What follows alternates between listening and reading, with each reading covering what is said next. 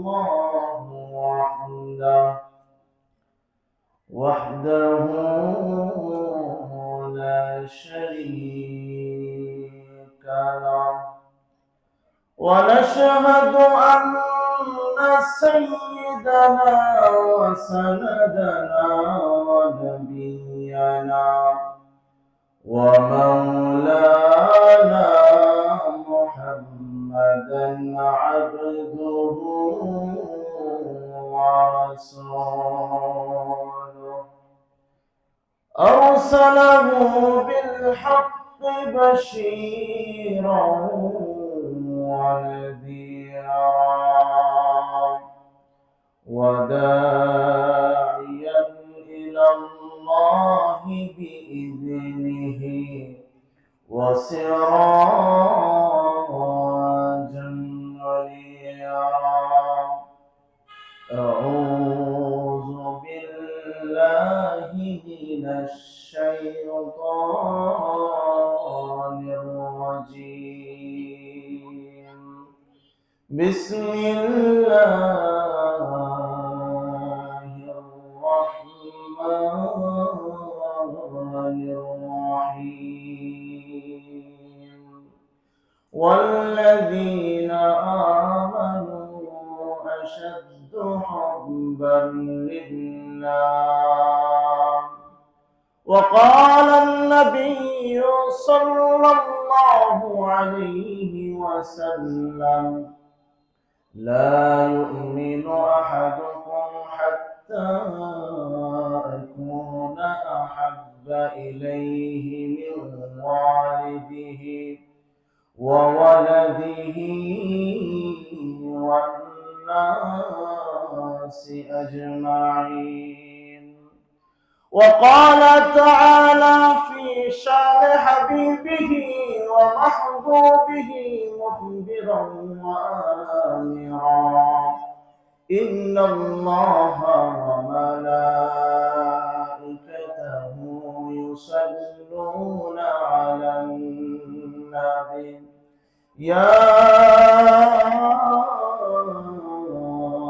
أيها الذين آمنوا صلوا عليه وسلموا تسليما شكر محبت شكر درود إبراهيم پڑھیں اللهم صل على محمد وعلى آل محمد كما صليت على إبراهيم وعلى آل إبراهيم إنك حميد مجيد اللهم بارك على محمد وعلى آل محمد كما باركت على إبراهيم وعلى آل إبراهيم إنك حميد مجيد আলহামদুলিল্লাহ উত্তরপাড়া জামে মসজিদের উন্নয়ন কল্পে 3 দিন ব্যাপী চতুর্থ বার্ষিক ইসলামী মহাসম্মেলনের আজকের তৃতীয় অধিবেশনের সম্মানিত সভাপতি জনাব মনির উদ্দিন পাঠান মিতু সাবেক জিএস কালীগঞ্জ সরকারি শ্রমিক কলেজ ও বিশিষ্ট ব্যবসায়ী কালীগঞ্জ প্রধান অতিথি জনাব একেএম ফজলুল হক মিলন সাবেক এমপি গাজীপুর 5 গাজীপুর জেলা বিএনপি আমার পূর্বে প্রাঞ্জল ভাষায় গুরুত্বপূর্ণ আলোচনা করেছেন বন্ধুপর হযরত মাওলানা মুফতি নেসার আহমদ বারাকাল্লাহু ফি হায়াতিহি ওয়া ইলমিহি আলোচনা করবেন হযরত মাওলানা মুফতি আব্দুল হালিম দামাত বরকাতুহুল আলিয়া আরো আলোচনা করবেন আন্তর্জাতিক খ্যাতি সম্পন্ন মুফাসসির কুরআন মুফতি ওলিউল্লাহ খান সিদ্দিকী কুমিল্লা উপস্থিত অত্র এলাকার দিন প্রেমিক, ইসলাম প্রেমিক আমার যুবক ভাইয়েরা, বুড়ো বাবারা, পর্দার আড়ালে অবস্থানরত মহিষী আমার মা ও বোনেরা, সর্বপ্রথম মহান রব্বে কায়নাতের দরবারে শুকরিয়া আদায় করছি, যে মহান রব্বুল ইজ্জত ওয়া জালাল অত্যন্ত দয়া করে, মায়া করে, মেহেরবানি করে আজকের এই মহতি মাহফিলে আমাদেরকে দ্বীনের কিছু কথা শোনার জন্য জান্নাতি পরিবেশে, জান্নাতের বাগানে, ঈমানি পরিবেশে আমাদেরকে সমবেত হওয়ার তৌফিক দান করেছেন। এই জন্য মহান রব্বুল ইজ্জতের দরবারে দিল থেকে পূর্ণ ইখলাস ও নিষ্ঠার সাথে জবান খুলে কালিমাতুশ শুকর আদায় করি, আলহামদুলিল্লাহ। আজকের এই মাহফিল পেয়ে আমরা খুশি না বেজার? এই মাহফিল এটা আমাদের জন্য একটা নিয়ামত। এই মাহফিলের মাধ্যমে আজকে কত মানুষের গুনাহ মাফ হয়ে যায়, কত মানুষের জন্য হেদায়াত নসিব হয়ে যেতে পারে। এই জন্য এই মাহফিলটা আমাদের জন্য একটা দ্বীনি নিয়ামত। আল্লাহ সুবহানাহু ওয়া তাআলা আমাদেরকে অসংখ্য অগণিত নিয়ামত দ্বারা বেষ্টন করে রেখেছেন, পরিবেষ্টন করে রেখেছেন। কাউকে আল্লাহ পাক অর্থের নিয়ামত দান করেছেন, কাউকে আল্লাহ পাক রব্বুল আলামিন সুস্থতার নিয়ামত দান করেছেন, কাউকে আল্লাহ পাক জ্ঞান, শিক্ষার, মেধা, বুদ্ধির নিয়ামত দান করেছেন, কাউকে আল্লাহ পাক বাড়ি, গাড়ি, অর্থ, সম্পদ দিয়েছেন। এই নিয়ামতগুলো আমরা আমাদের চোখে দেখি। এই নিয়ামতগুলি ছাড়াও আল্লাহ পাক রব্বুল আলামিন আমাদেরকে একটা দামি নিয়ামত দান করেছেন, যেটা চোখে দেখা যায় না, যেটা আমাদের হৃদয়ে আছে। সেই নিয়ামতের নাম হচ্ছে আল্লাহ পাক রব্বুল আলামিন আমাদেরকে ঈমানের নিয়ামত দান করেছেন। ঈমান, এই নিয়ামতটা কত বড় দামি নিয়ামত।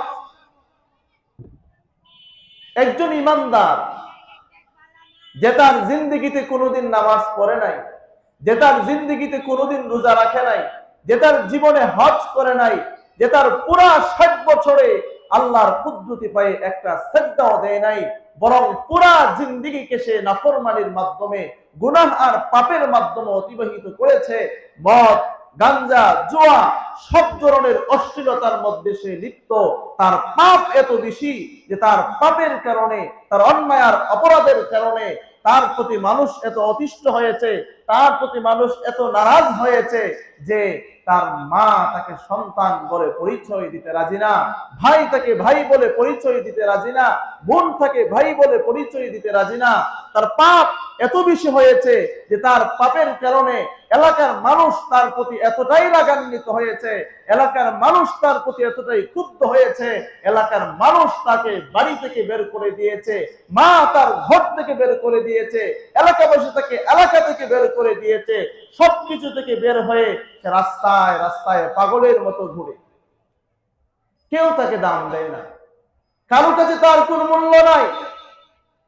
কিন্তু তার দিলে একটা কথা আছে যে লা ইলাহা ইল্লাল্লাহ মুহাম্মাদুর রাসূলুল্লাহ।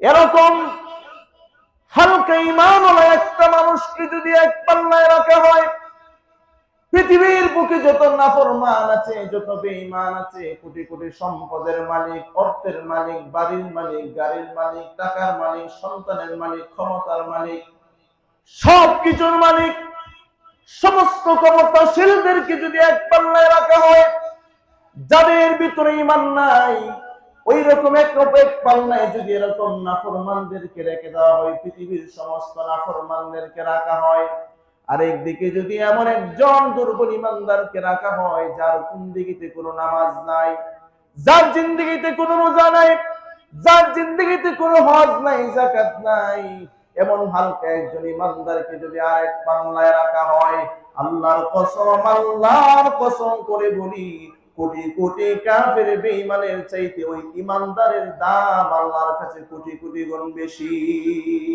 সুবহানাল্লাহ। কারণ সে পড়েছে লা ইলাহা ইল্লাল্লাহ মুহাম্মাদুর রাসূলুল্লাহ। এই ইকু বন্ধ করে দেন, কারণ সে পড়েছে লা ইলাহা ইল্লাল্লাহ মুহাম্মাদুর রাসূলুল্লাহ। এই কালিমার দাম কত বেশি। নবী আলাইহিস সালাতু ওয়াস সালাম হাদিস শরীফের মধ্যে বলেছেন, লা ইলাহা ইল্লাল্লাহ খায়রুম মিনাদ দুনিয়া ওয়া মা ফিহা। এই লা ইলাহা ইল্লাল্লাহ, এই কালিমাটা দুনিয়া এবং দুনিয়ার মধ্যে যা কিছু আছে সবকিছুর চাইতে দামি এবং শ্রেষ্ঠ। সুবহানাল্লাহ।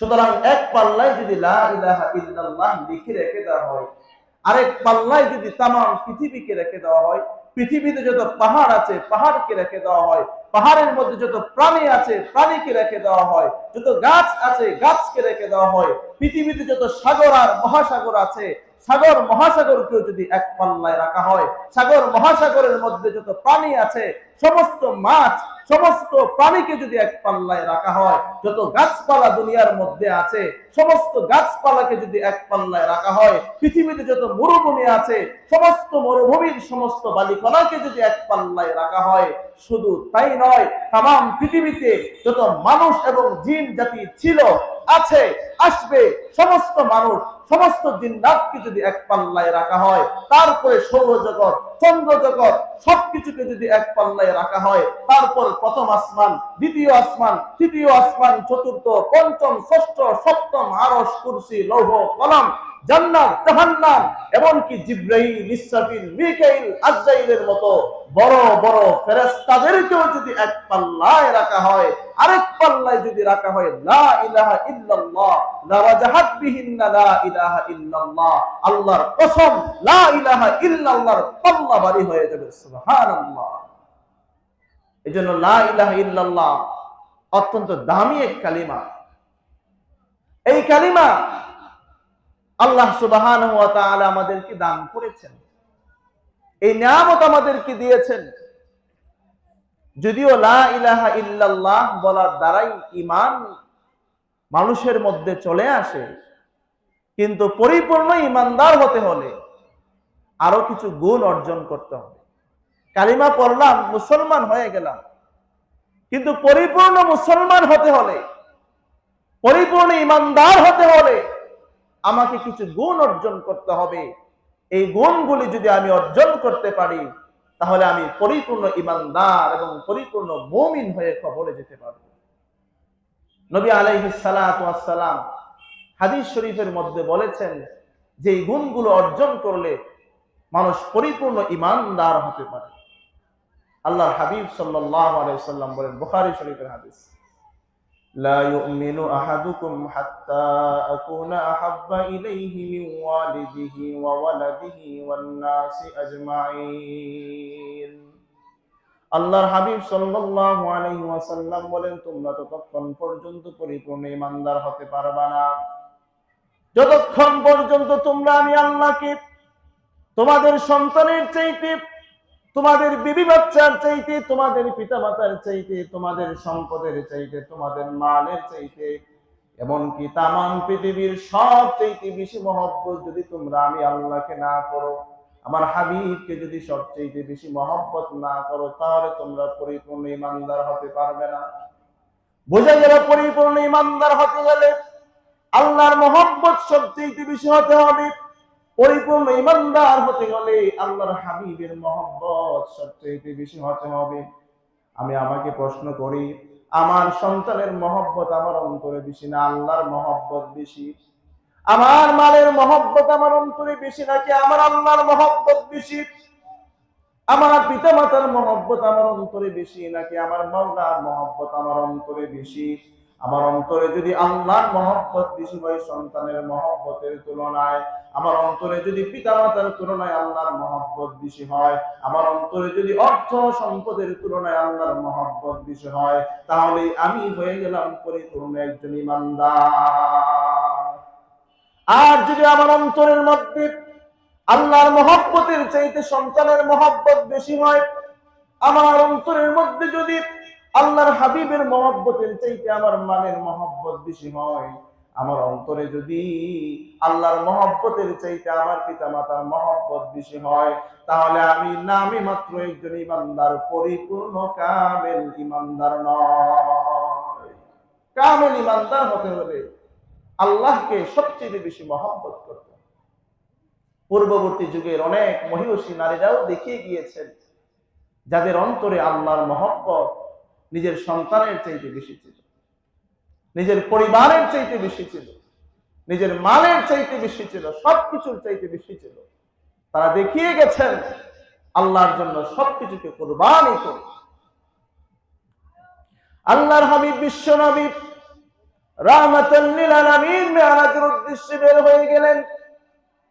আল্লাহর হাবিব কিছু পথ অতিক্রম করার পরে হঠাৎ করে জান্নাতের গান শুনতে পেলেন। নবী আলাইহিস সালাম জিবরাইলকে জিজ্ঞেস করলেন, জিবরাইল, জান্নাতে কি চলে আসছে নাকি জান্নাতের গান তো আসতেছে?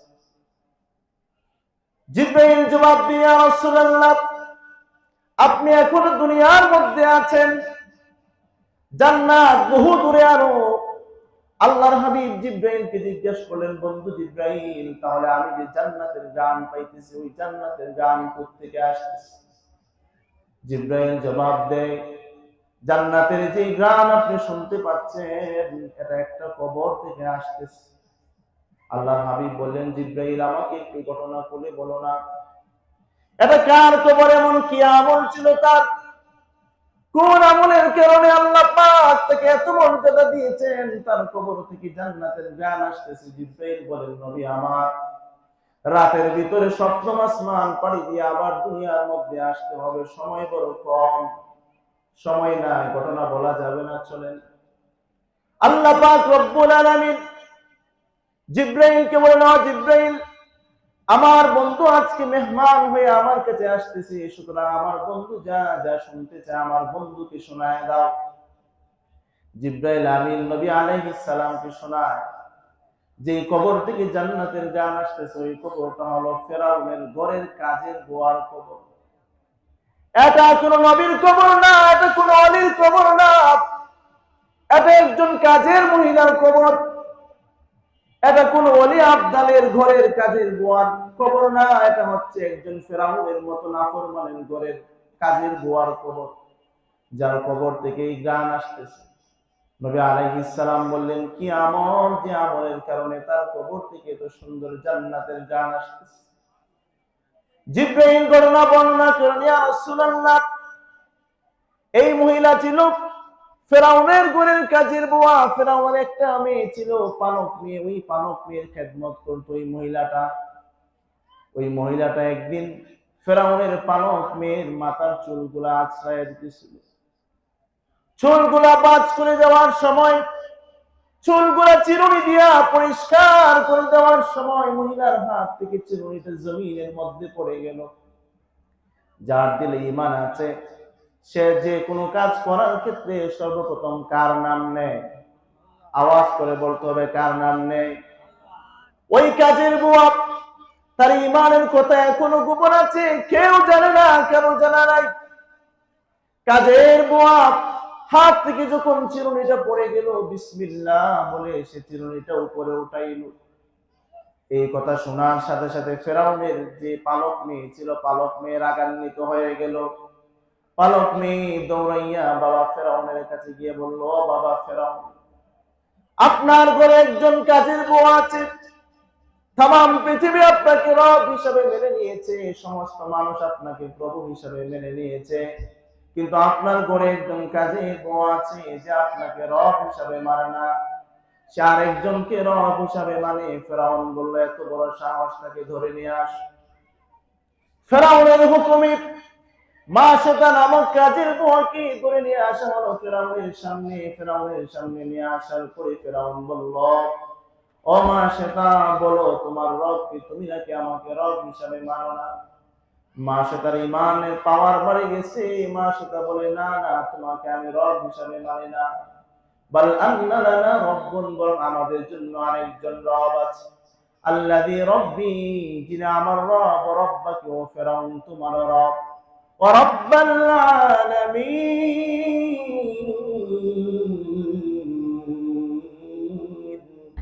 তিনি শুধু আমার রব না, তোমার রব না, বরং রব্বুল আলামিন, সমগ্র জগতের রব। যত প্রাণী আছে সমস্ত প্রাণীর রব, যত পাখি আছে সমস্ত পাখির রব, জঙ্গলে যত বাঘ আর হরিণ আছে সবকিছু রব বলেন আল্লাহ। তিনি বলেন আমার রব, তুমি আমার রব না। ফিরআউন বলল, এত বড় সাহস, সবাই আমাকে যেখানে রব হিসাবে মেনে নিল, আমার ঘরে থাকে, আমার ঘরে ঘুমায়, আমার ঘরে খায়, কিন্তু সে আমাকে রব হিসাবে মানে না। ফিরআউন লোকদেরকে হুকুম দিল, আগুন জ্বালাও। আগুনের মধ্যে দেখছি বসাইয়া তেল গরম করতে থাকে। মহিলার চোখের সামনে আগুনের উপর দেখছি বসাইয়া তেল গরম করতে শুরু হইল। তেল যখন উত্তপ্ত হয়ে গেল, এতটা উত্তপ্ত হলো যে তেলের দাঁড়ি কাছেও যাওয়া যায় না। ওই মহিলার কোলে একটা সন্তান ছিল, বাচ্চা ছিল, যে দুধ খাইত, এখনো কোনো কথা বলতে পারে না। ওই ছোট্ট বাচ্চাটাকে ধরে নিয়ে আসতে ফেরাউন ছোট্ট বাচ্চাটাকে ধরে বলল, হে মা শেতাব, হে বাদী আমার, হে দাসী আমার, যদি তুমি আমাকে রব হিসেবে না মানো, দেখেছো সামনে আগুন জ্বলতেছে, উত্তপ্ত আগুন, আর সেখানে তেল গরম হয়ে আছে ডেকচির মধ্যে, কড়াইয়ের মধ্যে, যদি আমাকে রব হিসেবে না মানো, তাহলে তোমার এই কলিজার টুকরা সন্তানকে তোমার চোখের সামনে উত্তপ্ত তেলের মধ্যে ফেলে দেওয়া হবে। নাউজুবিল্লাহ। ইমানের পরীক্ষা শুরু হয়ে গেছে। বলো আমাকে রব হিসাবে মানবা কিনা? যদি না মানো, তাহলে তোমার বাচ্চাকে উত্তপ্ত তেলের মধ্যে ফেলে দিয়ে দুনিয়া থেকে বিদায় করে দেওয়া। পরীক্ষা শুরু হয়ে গেছে। মা সেটা বড় চমৎকার ভাবে জবাব দিল, ফেরাউন, সন্তানকে আমি ভালোবাসি, সন্তানকে আমি মহব্বত করি, আমার কোলের সন্তান, বড় কষ্ট করে সন্তান জন্ম দিয়েছি। একটা মা সন্তান জন্ম দিতে গিয়ে অনেক কষ্ট সহ্য করে কিনা? সন্তান মায়ের পেটে আসার সাথে সাথে মায়েরা ঠিক মতো ঘুম হয় না, খাবার হয় না, সারাদিন সমস্ত মানুষকে খাবার খাওয়াইয়া সংসারের সব কাজকর্ম করে ক্ষুধা নিয়ে মা খাবার খাইতে বসে। এমন সময় পেটের ভিতরে সন্তান লাথি মারে, হাঁটু দিয়ে কোচা ফেলে, মা পেটে থালা রেখে দিয়ে উঠে পড়ে কান্না করে খাবার খেতে পারে না। এইভাবে মা একটা দুইটা দিন না, 10 মাস পর্যন্ত মা সন্তানকে গর্ভে ধারণ করে। 10 মাস পরে মা যখন সন্তান প্রসবের সময় হয়ে যায়, মায়ের অন্তরে বড় বড়, না জানি এই সন্তান জন্ম দিতে গিয়ে আমার ইন্তেকাল হয়ে যায়। কত মা, কত মহিলা সন্তান জন্ম দিতে গিয়ে দুনিয়া থেকে বিদায় নিয়ে চলে গেছে। না জানি আমি দুনিয়া থেকে বিদায় নিয়ে চলে যাই, না জানি সন্তান জন্ম দিতে গিয়ে আমার ইন্তেকাল হয়ে যায়। মা স্বামীকে ডেকে বলে, প্রাণের স্বামী আমার, অনেক দিন একসাথে ঘর সংসার করেছি, অনেক সময় আমার দ্বারা অনেক ভুল হয়ে গিয়েছে, মেহেরবানি করে আপনি আমার সমস্ত ভুলগুলিকে ক্ষমা করে দিবেন মা। এইভাবে বলে, এইভাবে মা স্বামীর কাছ থেকে বিদায় নেয় যে আমাকে মাফ করে দিবেন। মা বাবার কাছ থেকে মাফ করে নেয়।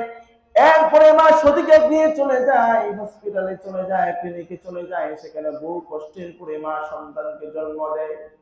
একজন মা সন্তানকে জন্ম দিতে গিয়ে অনেক কষ্ট সহ্য করে। এই জন্য মায়ের অন্তরে সন্তানের প্রতি ভালোবাসা, মহব্বত বেশি থাকে। এই মায়ের সামনে বলতেছে, তুমি যদি আমার প্রতি ঈমান না আনো, তুমি যদি ফিরআউনকে রব হিসাবে না মানো, তাহলে তোমার এই কুচি বাচ্চাটাকে উত্তপ্ত তেলের মধ্যে ফেলে দেওয়া হবে। এবার মায়ের অন্তরে আল্লাহর মহব্বত বেশি সন্তানের মহব্বতের চাইতে। সন্তানের মহব্বত তো আছে, কিন্তু সন্তানের মহব্বতের চাইতে আল্লাহর মহব্বত তার অন্তরে বেশি। এবার মা সেটা বলল, ফিরআউন, আমি আমার আল্লাহকে আমার সন্তানের চাইতে হাজার হাজার কোটি কোটি গুণ বেশি মহব্বত করি, বেশি ভালোবাসি।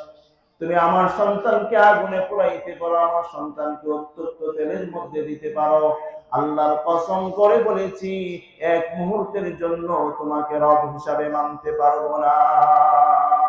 সুবহানাল্লাহ। এবার ফিরআউন তার বাহিনীকে হুকুম করলো, যাও ছোট বাচ্চাকে ধরো, তাকে ধরে উত্তপ্ত তেলের মধ্যে ফেলে দাও। মায়ের সামনে মাকে বেঁধে রাখা হয়েছে, মায়ের চোখের সামনে কোল থেকে কেড়ে নিয়ে ছোট্ট মাসুম বাচ্চাকে উত্তপ্ত গরম তেলের মধ্যে ফেলে দিল।